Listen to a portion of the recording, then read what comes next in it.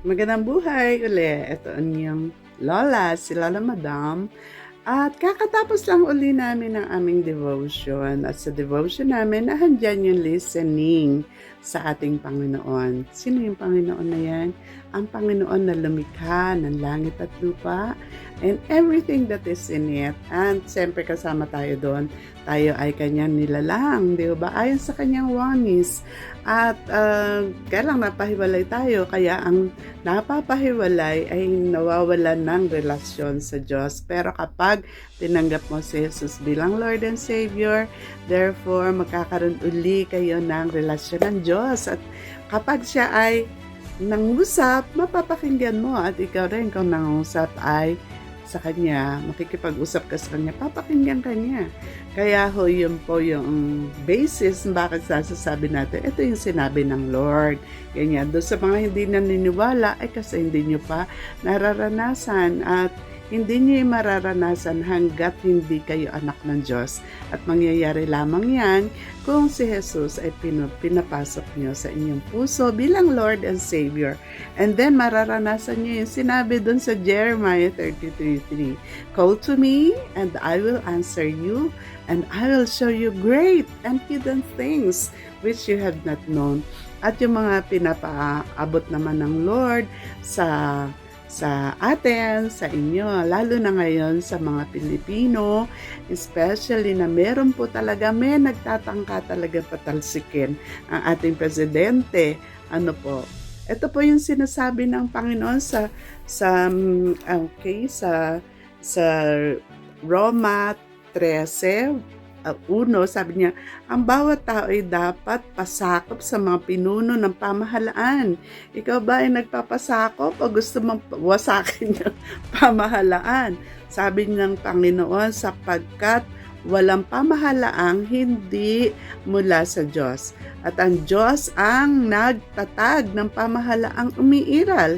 Sabi niya, kaya nga, ang lumalaban sa pamahalaan ay lumalaban sa itinalaga ng Diyos at sila'y nararapat sa parusa.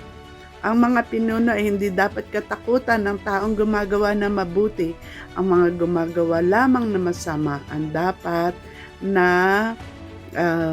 wala katakutan ng taong gumagawa na mabuti. Ayan.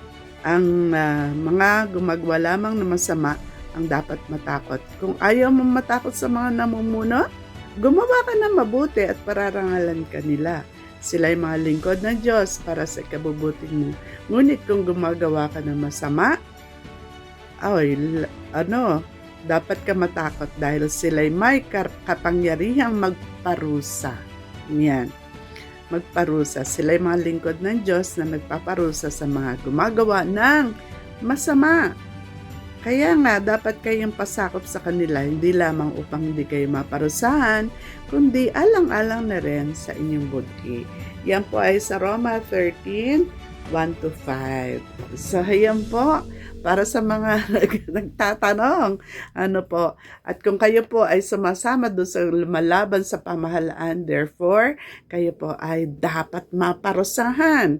At hindi kayo makakaligtas sa parusa ng Diyos kung kayo man ay makaligtas sa parusa ng tao. May mga ganun nakakaligtas. However, ang Diyos natin ay dakilang hukom. Alam niya kung ano yung mga ginagawa mo, iniisip mo. Ayan. Pero ito na may napakinggan ko sa aming quiet time ngayong hapon. Ngayon po ay November 5, 4 hanggang 6 po at ngayon po ay 6:25 guys. Sinishare ko sa inyo itong mga sinabi ng Lord, no?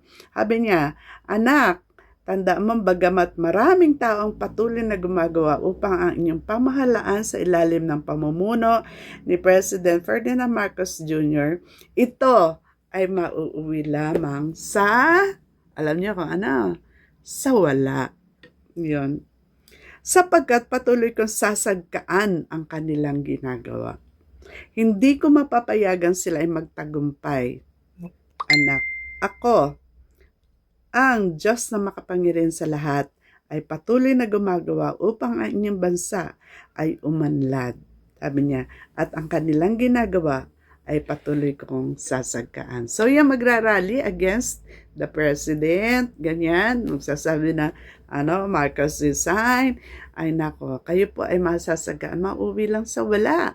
Kung may sasama man sa inyong sundalo, kawawa yung sundalo niya kasi mawawalan siya ng mga benefits ng government, pension, sweldo, etc.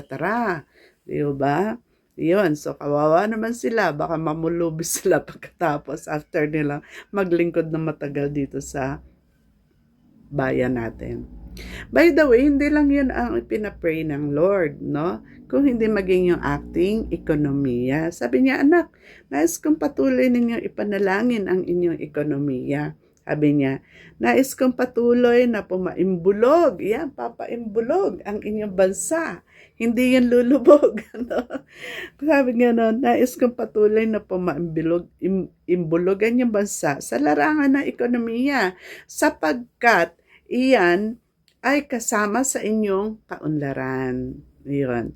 Sabi niya, patuloy ninyo panalangin ang mga mamumuhunan na talagang magpasok ng kanilang negosyo or business para marami pang tao ang magkaroon ng trabaho sa inyong bansa.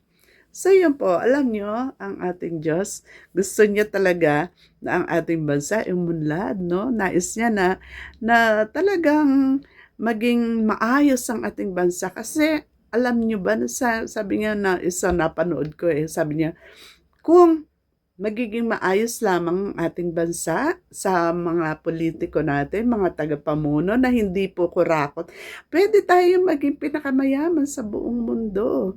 Pero dahil nga may mga kurakot na yan, yan, naghihirap ang ating bansa. Pero salamat sa Diyos dahil binigyan niya tayo ng isang presidente na talagang meron po siyang will na maalis yung mga kurakot na yan. Kaya salamat sa Lord dahil binigyan niya tayo ng ganitong presidente at salamat dahil binigyan niya siya ng mga kawaksi na tutulong sa kanya. Kaya patuloy na natin ipanalangin niya. At yun yung pinag-pray namin kanina sa aming devotion. So, sa inyo pong mga sariling